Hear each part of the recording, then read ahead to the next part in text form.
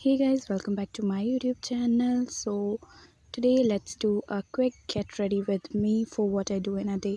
So ये है सबसे पहले मेरे लिपा पोती का सामान। So सबसे पहले मैंने अपनी स्किन को मॉइस्चराइज़ किया, सारा सामान लगाने के बाद लिप ग्लोस लगाया और उसके बाद फटाफट से स्कूल की तरफ निकल गए क्योंकि मैं लेट हो गई थी। तो फटाफट से भागते हुए बस को पकड़ा। उसके बाद ये है मेरी हैंड एसेसरीज़।